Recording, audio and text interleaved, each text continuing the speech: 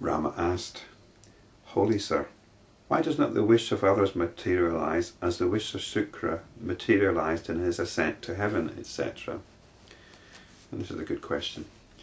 We've been hearing about the story of Sukra, who saw a celestial nymph. He went into meditation and he experienced several lifetimes in heaven and on earth in various guises. And it's obviously not something that most of us do, or happens to most of us. He was completely caught up in his own hallucinations. Vasistha replied, "Sukra's mind was pure, since that was his first embodiment. That mind was not loaded with the impurities of other previous embodiments. That mind is pure, in which all cravings are in a state of quiescence. Whatever that pure mind wishes, that materializes. What happened in this respect to Sukra is possible for everyone else." I'm not sure it's particularly desirable. If you have total belief in the products of your own mind, then this is what will happen. And I think there is actually some benefit to the fact that we are suspicious of the products of our own mind, that we don't accept them as reality, because a lot of these realities can be quite unpleasant.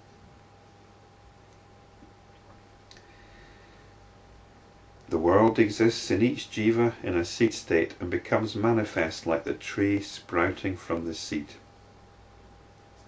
The world is thus falsely fancied by each individual. The world neither arises nor sets. All this is nothing but the fancy of the deluded mind. Within each one there is a fancy world. Even as one's dreams are unknown to others, one's world is unknown to others. We've all got a completely individual experience of the world. There are goblins and demigods and demons, all of which are embodiments of delusion. Even so have we come into being, O Rama, out of pure thought force, and consider the false to be real.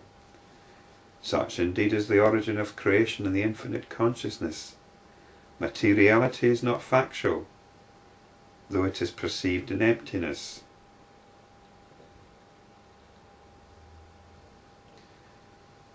Everything is perceived in emptiness, but we build up notions about it and thus create our own ideas about the world.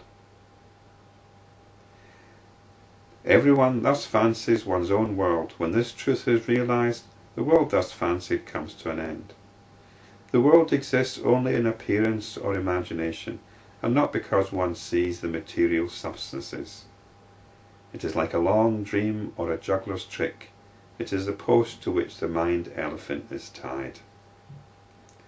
And this is the point that's we've been going on about for quite a long time now. This notion of an external world. The idea that somehow we are individual entities that are somehow perceiving objects out there. We're not seeing, according to this, we're not seeing material substances, and such notions as material substances exist only in appearance or imagination. It's like a long dream. When you're in a dream, are you perceiving anything? You've got eyes in a dream, and you're aware of objects in the dream, but is there a process of perception going on? Is there actually light bouncing off objects in a dream and going into your dream eyes and being processed by your dream brain?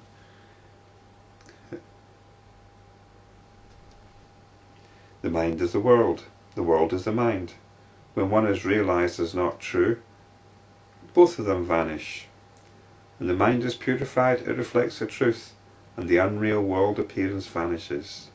The mind is purified by persistent contemplation of truth. And it's not that everything just disappears into a ball of light. There's still stuff going on. We just don't get caught up in our ideas about it.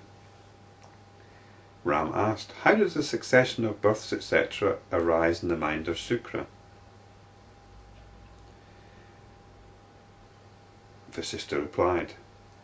Sukra had been taught by his father Bhrgu concerning the succession of births, and this teaching had conditioned Sukra's mind, which conjured up the expansion of such conditioning. Only when the mind is totally purified of all conditioning does it regain its utter purity. That pure mind experiences liberation. So obviously the belief in rebirth or the belief in reincarnation was quite strong, and perhaps Bhrgu should have pointed out that there's no such thing